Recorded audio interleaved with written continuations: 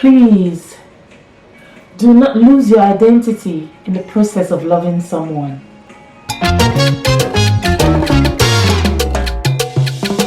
See, I have a story to tell, where I have been and where I am. Was wondering why life seems so hard, and how can I get out of my mess. Hello, and welcome to Gracie Be Inspired. I hope you're having a wonderful weekend and you're looking forward to the beautiful week ahead. I know that this week is going to be blessed for you. Today, I'm talking about a topic that is very dicey and very controversial because a lot of people, have different opinions about it, and that topic is abuse, domestic abuse. And domestic abuse, as defined by the Women's Said organization, is domestic abuse is an incident or pattern of incidents of controlling, coercive, threatening, degrading, and violent behavior, including sexual violence in the majority of cases by a partner or ex-partner, but also by family or a carer. It is very common in the vast major of cases. It is experienced by women and is perpetrated by men. But I would also say that some men go through domestic abuse, and we know that. The reason why I chose this topic today, which was not what I planned, is because I bumped into a story today as I was scrolling through my phone about a lady.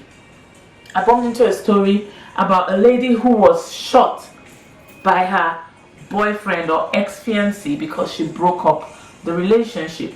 And he was a police officer back in Nigeria, and when she broke up with him, he shot her on the jaw, and thank goodness she is alive and she survived it. But you can't imagine the trauma she's gone through. This is a very sensitive topic for me, so you might notice I'm really emotional about it because I've lost some close friends to domestic abuse, and I've lost some close friends, not even just their life, lost who they are, lost my friends, who they are, their personality, based on the fact that they've been abused by people that they love. And that's why I started this evening saying, do not ever find yourself, in a place where you love someone too much that you lose yourself. It's not something that you can teach anyone on about or tell anyone how to go about, but it's a sensitive issue that I think that we as humans, if we're able to love ourselves, as I always speak about self-love, and identify the fact that you cannot heal in the same place you got sick. You cannot heal in the same environment you got sick. So if you're out there today and you've gone through domestic abuse, if you're out there today and you're going through domestic abuse and you're scared and you're afraid of talking and you're just in there covering it up, please speak to someone. Please take yourself out of that environment.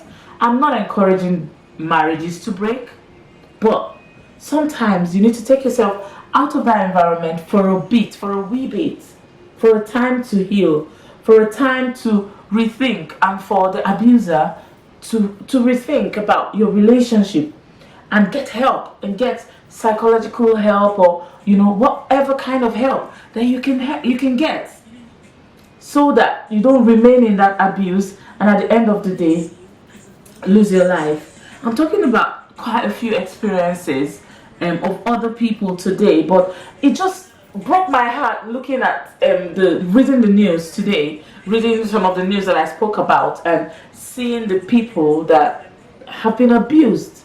And I'm not saying it's only a woman thing, that only women are abused. I read stories of men that have been abused, men that have been abused by women too, So if you find yourself in a relationship that is so toxic, it's not love anymore. It's become abuse. I was listening, as I was listening to one of the news, a psychologist said something. He said that we live in the subconscious and the unconscious, and majority of our lives are under this, and then our subconscious most of the time is controlled by emotions and thought processes and belief and past issues and triggers. What is that thing that triggers you to raise your hand and hit a fellow human? What is that thing that triggers you? What is that thing that triggers you to say heavy words to the next person? What is that thing that triggers you to be aggressive? If every one of us go through a thought process and think about life and think about the things that have triggered us to do these things, because most of the time after it's done we regret it, we really regret doing it, but we keep doing it over and over again because there's a trigger. So we need to identify that trigger, work on ourselves, and make sure that that trigger does not have negative impact over us anymore. Because that's one gift that God has given us. God has given us, that's one gift that God has given us, the ability to be able to recreate ourselves. Before I go into just talking a bit about abuse, I will just tell a few stories of people that I've read or I've heard about, I've come in contact with. I just gave the example of the woman who was shot by her fiance. You cock a gun to someone you say you love, to someone you want to get married to. If I didn't hear the sound of the gun, I believe his aim was to shoot me here, and that would have been the end of me. I look at my phone, my screensaver. I saw what I look like before now and what I am right now. For all thanks to God. All thanks to God.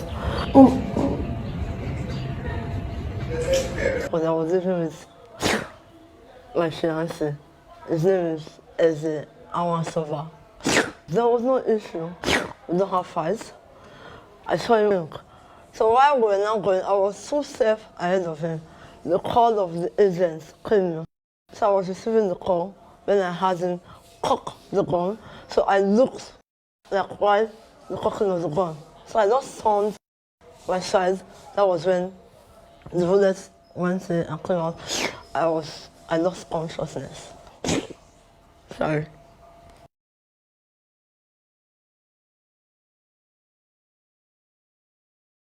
It's a story of Joy Ndubueze, who's gone through that kind of domestic violence from her fiance. I also bumped into another story of a woman called Ifeyinwa. Hello people, my name is Ifeyinwa. I'm a doctor.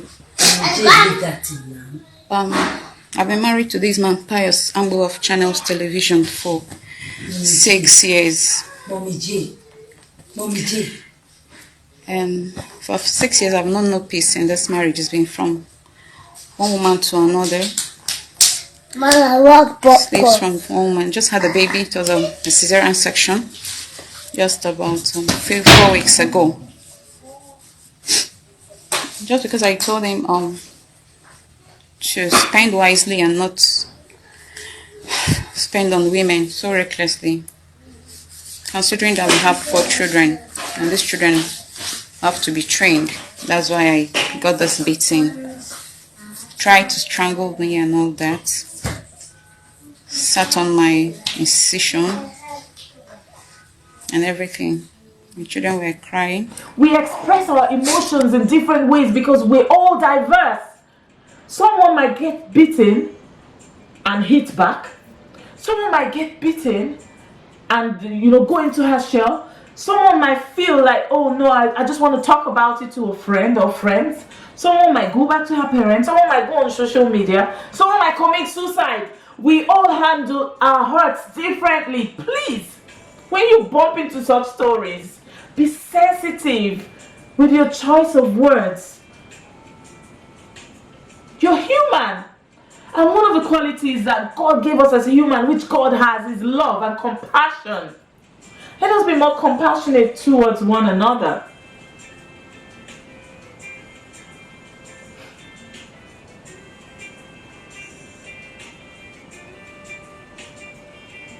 As I said, I know that men also go through domestic violence because I've seen other stories of men. There was one that happened again in Nigeria. I'm talking more about Nigeria today because it's a country where I come from, and I saw a lot of domestic abuse growing up. And you know, I see a lot of domestic violence still going on in the Western world. It's still there, but it's a bit, under control because people know that there's punishment for it, and people know that there's a punishment for hitting someone else. You can't go scot-free. You pay for everything that you do. And so people are more civil. You might get more of emotional abuse and, more of financial abuse in the Western world.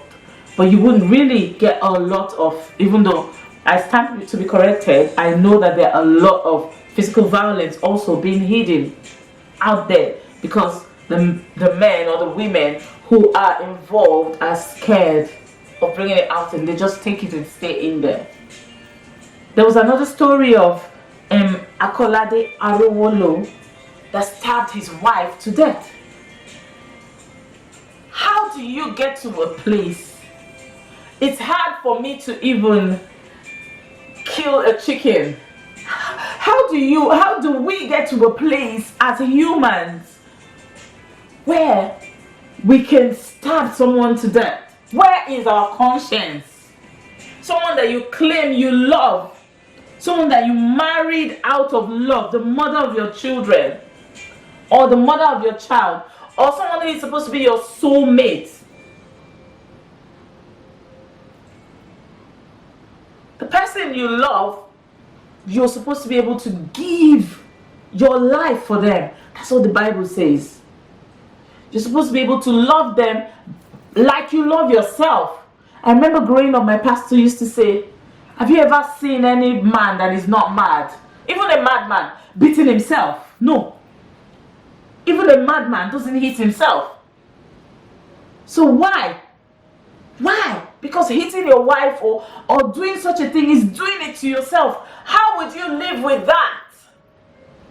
Or your husband hitting him and saying big words to him, and being so angry and agitated and expressing yourself in the worst ways. How would you live with that? I'm speaking more about women today because it happens more to women. That's the truth. I know there are some women who hit men, who are abusive towards men, but it happens more to women. Please, if you're in a relationship that you feel that the man does not love you like himself, or you don't love him like yourself, take yourself out of there for a bit. Step away from the environment where you got sick and get help and go through help so that you can rebuild that relationship if you can, or forget about it if you can't, and you can have an opportunity to live again. I've had friends who have died from sicknesses, from sexually transmitted disease brought home by their partners, and they've hidden it. And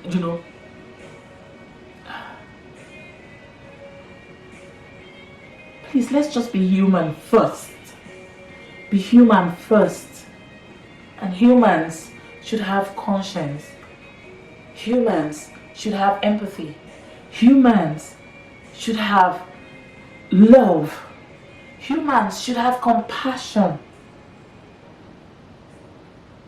If If you're in a relationship and you're dating and you've seen signs in your partner that you think you can't live with, that could frustrate you and push you one day to becoming aggressive to them or becoming who you're not, or you've seen signs that you think you can't live with and it's a no-no for you, it's a no-go area for you, please take a step back. Take a step back and rethink and take your time, and don't get children involved and it becomes even more messy until you've sorted those doubts that you have about that person that you love. Sometimes when you love someone, they say you have to let them go. When you love someone, sometimes you love them so much that you know that there are things there that if you keep yourself in there, it will become hate. Just let them go. Protect tomorrow, protect our future, protect the next generation, so that we don't have children in homes like this. Seeing this happen, recently one of my friends called me and her husband had hit her so much and she had injuries and a black eye and almost a blind eye and that, and the kids saw that and her sons could see that. Those kids will be broken. Like, why on earth should you do that to any innocent child? Please, if you feel your environment is not conducive for bringing up your kids or a child,